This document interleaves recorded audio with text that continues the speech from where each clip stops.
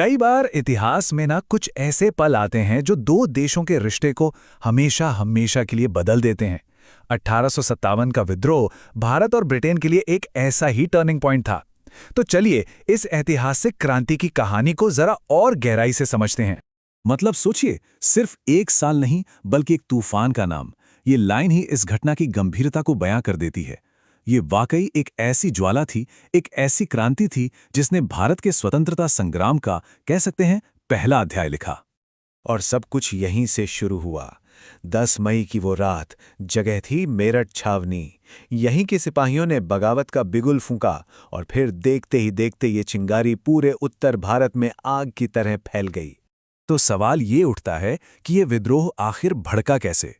कैसे एक छोटी सी घटना एक साल तक चलने वाले इतने बड़े सशस्त्र संघर्ष में बदल गई? आइए देखते हैं कि ये सब शुरू कैसे हुआ। जरा इस टाइमलाइन पर गौर कीजिए, कितना तेजी से सब कुछ हुआ। 29 मार्च को मंगल पांडे का अकेला विरोध, और फिर बस 43 दिन के अंदर अंदर 11 मई को विद्रोही दिल्ली पर कब्जा कर लेते हैं।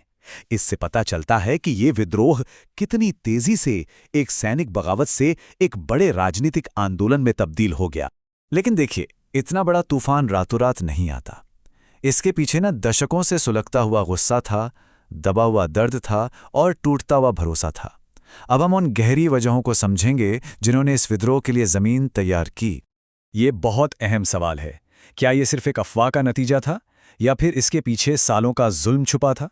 चलिए उन नीतियों पर एक नज़र डालते हैं जिन्होंने पूरे भारत में असंतोष की आग भड़का रखी थी। ये थी लॉर्ड डलहौजी की एक बहुत ही, कह सकते हैं, चालाक नीति।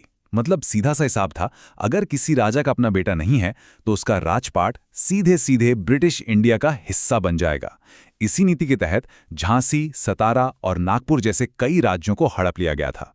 जाहिर है, इससे शासक परिवारों में जबरदस्त गुस्सा था। और ये सिर्फ एक नीति नहीं थी, एक एक करके भारतीय शासकों की ताकत छीनी जा रही थी। सहायक संधि ने उनकी आज़ादी छीन ली, अवध को कुशासन का बहाना बनाकर हड़प लिया, नाना साहब जैसे लोगों की पेंशन बंद कर दी गई, और तो और मुगल बादशाह के सम्मान को भी ठेस पहुंचाई गई। यह भारतीय सत्ता को सिस्टमैटिकली खत्म करने की एक कोशिश थी। और ये स्लाइड तो पूरी कहानी बयां कर देती है, एकदम साफ साफ। एक तरफ भारत के किसान और कारीगर कंगाल हो रहे थे, और दूसरी तरफ ईस्ट इंडिया कंपनी और उसके अफसर भारत की दौलत से अपनी तिजोरियां भर रहे थे। ये एक तरफा आर्थिक लूट थी और कुछ नहीं। मामला सिर्फ राजनीति या पैसे का नहीं था। बात अब लोगों की पहचान, उनके धर्म और उनकी संस्कृति पर आ गई थी। अंग्रेजों में भारतीयों को ये महसूस कराया कि उनकी परंपराएं, उनकी मान्यताएं, सब कुछ खतरे में हैं। उन्हें लगा कि अंग्रेज उनकी पहचान को ही मिटा देना चाहते हैं। और यही वो चिंगारी थी जिसने बारूद के इस ढेर में आग लगा दी। सोचिए, एक ऐसी अफवाह जिसने हिंदू और मुसलमान दोनों धर्मों के सैनिकों को एक साथ लाके खड़ा कर दिया। उनके धर्म पर एक सीधा हमला माना गया इसे, और बस सब्र का बांध यहीं टूट गया। तो अब जब आग लग चुकी थी तो इसे हवा देने वाले, इसका नेतृत्व करने वाले लोग कौन थे? क्योंकि ये अब सिर्फ सिपाहियों की बगावत नहीं रह गई थी। इसमें राजा, रानी, नवाब और स्थानीय सरदार भी कूद पड़े थे। और जब भी इस विद्रोह की बात होती है तो एक नाम सबसे पहले जहन में आता है, रानी लक्ष्मीबाई। महज 22 साल की उम्र में वो अपने राज्य को बचाने के लिए एक विशाल साम्राज्य के खिलाफ खड़ी हो गईं। उनकी कहानी हिम्मत और बलिदान की एक मिसाल है। उनके ये शब्द, मैं अपनी झांसी नहीं दूंगी, ये सिर्फ एक वाक्य नहीं था। ये उनके अटूट इरादे का एक ऐलान था जो आज भी लाखों लोगों को प्रेरणा देता है। कानपुर में भी लड़ाई की कमान मजबूत हाथों में थी। नाना साहब अपनी खोई हुई पेंशन और सम्मान के लिए लड़ रहे थे, और उनके सेनापति तात्या टोपे, वो अपनी गुरिल्ला युद्ध नीति से अंग्रेजों के लिए एक बहुत बड़ा सिरदर्द बन गए थे। और यह संघर्ष सिर्फ इन्हीं तक सीमित नहीं था। जैसा कि हम देख सकते हैं, लखनऊ में बेगम हजरत महल थीं, बिहार में बाबू कुंवर सिंह थे, और दिल्ली में बहादुर शाह जफर को विद्रोह का सांकेतिक नेता बनाया गया था। इससे पता चलता है कि ये आग कितनी दूर दूर तक फैली हुई थी। लेकिन इतनी शुरुआती कामयाबियों के बावजूद आखिर में इस विद्रोह को बेरहमी से कुचल दिया गया। तो अब देखते हैं कि साम्राज्य ने पलटवार कैसे किया और इस एक साल लंबे संघर्ष का नतीजा क्या निकला। तो सवाल उठता है कि आखिर कमी कहाँ रह गई?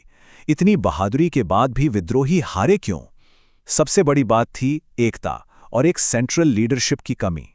ये एक राष्ट्रीय आंदोलन के बजाय कई अलग-अलग विद्रोहों का एक समूह जैसा था। सबके अपने अपने कारण थे। इसी वजह से अंग्रेजों को इन्हें एक-एक करके दबाने का मौका मिल गया। इस विद्रोह ने ब्रिटिश साम्राज्य को जड़ से हिला दिया था और उन्होंने ये पक्का किया कि ऐसा दोबारा कभी ना हो। इसके लिए बहुत बड़े बदलाव किए गए। सबसे बड़ा बदलाव, ईस्ट इंडिया कंपनी का राज खत्म हुआ और भारत पर सीधा शासन लंदन से यानी ब्रिटिश क्राउन का हो गया। गवर्नर जनरल अब वाइसरॉय कहलाने लगे और सेना का पूरा ढांचा ही बदल दिया गया। तो इस पूरी क्रांति की इसकी विरासत क्या रही? इतिहास इसे आज कैसे याद करता है? चलिए इस विद्रोह के लंबे समय तक चलने वाले असर और इसकी अलग-अलग व्याख्याओं पर एक नजर डालते हैं। इस घटना को लेकर इतिहासकारों में हमेशा से दो राय रही हैं। जैसा कि इस टेबल में साफ दिखता है, कुछ इसे सिर्फ सिपाहियों का गदर या सिपाही विद्रोह मानते हैं, जबकि दूसरे इसे भारत का प्रथम स्वतंत्रता संग्राम कहते हैं। दोनों ही नजरियों के अपने अपने तर्क और समर्थक रहे हैं। हालांकि आज ज्यादातर इतिहासकार इस बात से सहमत हैं कि इसे सिर्फ एक सैनिक विद्रोह कहना इसकी अहमियत को कम आंकना होगा। ये उससे कहीं ज्यादा बड़ा था। पहली बार ऐसा हुआ था कि राजाओं से लेकर किसानों तक समाज के हर तबके के लोग एक विदेशी शासन के खिलाफ एक साथ खड़े हुए थे। तो आखिर में सवाल यही बचता है, क्या 1857 एक हारी हुई लड़ाई थी, या फिर ये वो पल था जब एक बिखरे हुए देश ने पहली बार अपनी सामूहिक पहचान और आज़ादी की इच्छा को महसूस किया? शायद इसकी सैन्य विफलता ने ही भविष्य के स्वतंत्रता सेनानियों को सबसे बड़ा सबक सिखाया कि एक साम्राज्य को हराने के लिए सिर्फ बहादुरी नहीं, बल्कि एक संगठित राष्ट्रीय आंदोलन की जरूरत होती है।